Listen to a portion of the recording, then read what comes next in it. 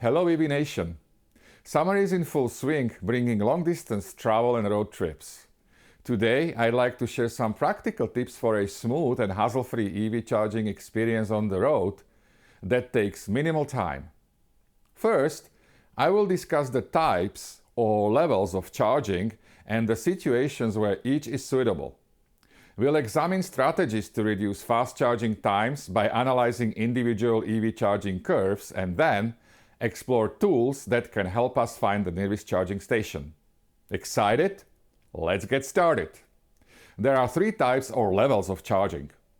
Level 1 AC charging uses a 120 volt household outlet, the J1772 port on the vehicle, and the cable supplied with every EV. It is most likely going to be used during road trips only if the EV is parked for an extended period at destinations such as cottage, or in rare emergencies when level 2 and 3 charging is unavailable. Level 1 charging is very slow. It may take up to 60 hours or more to reach 100% state of charge of the EV's high voltage battery. Level 2 AC charging is the second fastest charging option available. You will find it at homes with 240 volt circuits, public charging stations, and often in hotel parking areas. Level 2 AC chargers are either hardwired into a 240 volt circuit or plugged into a 240 volt outlet. Some EVs are equipped with a universal dual voltage portable charger. It can also be purchased, allowing use of a 240 volt outlet when available through a plug adapter. They use the same J1772 port on the vehicle as level 1 AC chargers. Depending on the current state of charge of the high voltage battery, level 2 AC charging can reach 100% state of charge within a few hours, making it suitable for overnight charging or charging while spending a couple of hours at malls, etc. Level 3 DC charging or fast charging is the one you will most often use during long road trips, as you naturally want to spend the least amount of time charging your EV. It is the fastest but most costly charging type available, typically allowing you to reach 80% state of charge of the EV battery within 30 minutes. Why 80 and not 100%? The speed at which an EV's high voltage battery charges is fastest when the battery state of charge is low, and it slows down as the state of charge increases. This ratio is not linear and is represented by the charging curve. Every EV has its own charging curve, but we will discuss this later. Two important rules for EV owners to remember are: firstly, it is not advisable to let the EV battery's state of charge drop below 10%. It negatively affects the battery's health, and the EV will start alerting you more often about the need to charge, issuing various annoying audible and visual warnings. Secondly, fast charging the battery past 80% offers no real practical benefit because the charging speed remains very slow until the battery charges a full 100%, which can take as long as charging from 20 to 80%. This is based on the physical principles of battery charging. Imagine charging as filling a parking lot with vehicles. Consider a battery as a parking lot and the electrons that charge it as the vehicles.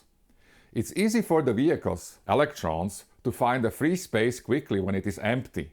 However, as the lot fills up, it becomes increasingly difficult to find a free spot, and searching for one takes longer.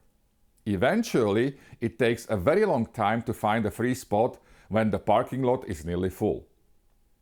Let's go back to the charging curve, as it will serve us as a helpful guide for charging on long road trips. You can create one for your vehicle while recording charging at the station, or find it on the Electric Vehicle Knowledge Exchange website.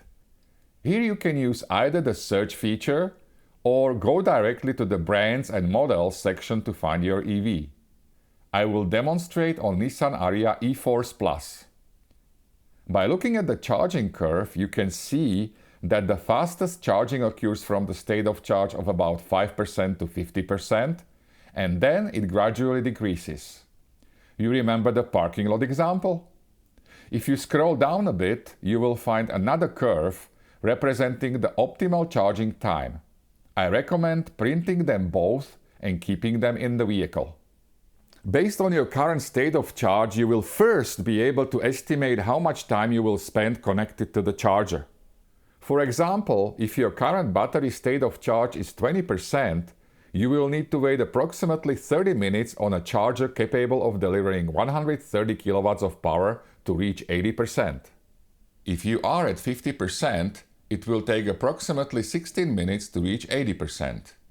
As you can see, if you are at 80% state of charge and would like to reach 100%, it would take another 24 minutes, almost the same time as going from 20% to 80%. Secondly, these curves will help you save money on charging cost based on the power of the fast charger. Remember, the faster the charging, the more you pay. The charging curve indicates that from a state of charge of around 7% to around 62%, the Nissan Ariya can handle charging power about 100 kilowatts, peaking at about 135 kilowatts. Between about 62% and 93%, the charging power ranges from 50 kilowatts to 100 kilowatts, and it remains below 50 kilowatts afterwards. Why is this information important? Charging stations often feature multiple units with varying power levels. For example, in Saint-Roch-des-Aunais, Quebec, there are 50 kilowatt, 100 kilowatt and 180 kilowatt chargers. Based on the charging curve, we can see that if Ariya's state of charge is between 7% and 62%, it makes sense to use a 180 kilowatt station, the fastest but the most expensive option, to minimize charging time even though Ariya can only draw 135 kilowatts. If the state of charge were 63%, I wouldn't need more than 100 kilowatts and could choose a less expensive 100 kilowatt station. Another key point to remember is that some charging units can serve 2 parking spots and therefore have 2 charging connectors. When 2 EVs connect to such a unit at the same time, they share the available power. So, if the charging unit shows 240 kilowatts and both EVs have low state of charge ready to draw maximum power, each will get 120 kilowatts. Okay, let's take a look at planning a trip and charging stops now. Instead of searching for charging station only when the battery state of charge is getting low, I suggest scheduling charging in advance. I also recommend choosing more frequent charging breaks, such as every 2 hours or 240 kilometers, which is both safe to avoid fatigue and to ensure enough battery charge in case of unexpected situations at the destination charger. I like the PlugShare app because it's driven by the EV owners community and it includes all charging stations, including Tesla superchargers. Every registered user can leave a comment about the specific charger and rate it. The free version displays ads, but you can disable them by paying a reasonably small monthly or yearly fee.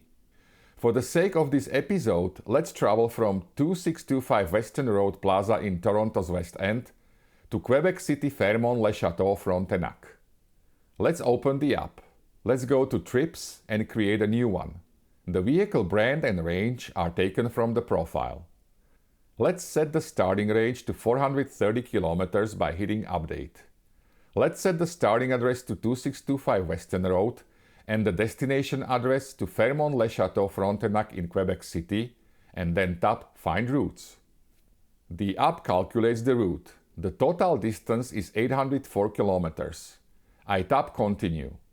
The app now displays charging options based on the filter, allowing me to narrow down my requirements. Let's increase the power range to from 100 kilowatts. I am getting the list of available charging stations. Let's pick the first one in the distance of 253 kilometers, Petro-Canada. I am adding it to the trip. I am going to add another station. I am choosing Showing All option. In the distance of 243 kilometers from the first stop, there is another Petro-Canada station. I am adding it to the trip. The app is asking me to save the trip. I am now looking for a third stop, ideally before Quebec City, within the same distance as the previous ones. The first peak is a little too far from the previous stop at 299 kilometers. Let's go back a little.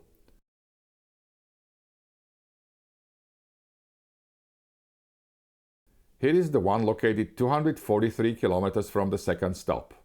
I like it. It has the right power and the price is reasonable. I am adding it to the trip. Here is the preview of my entire trip from Toronto to Quebec City, and by tapping the View list, I can see the full itinerary. I am now able to track my current location and drive safely to the charging stations of my choice, without worrying about getting stuck somewhere without power. It is important to note that the charging stations chosen with the PlugShare app might be occupied when you arrive or have a line, but using this workflow you should always have enough state of charge percentage in your battery to find a replacement within a reasonable distance around you. There you go. I hope you find this information useful. Feel free to share your preferred method of charging during long road trips with us. Also, let us know if you enjoyed the content and what else would you like to see answered here on EV Nation's YouTube channel. Thank you for watching. I wish you a wonderful summer and happy and safe travels. See you next time.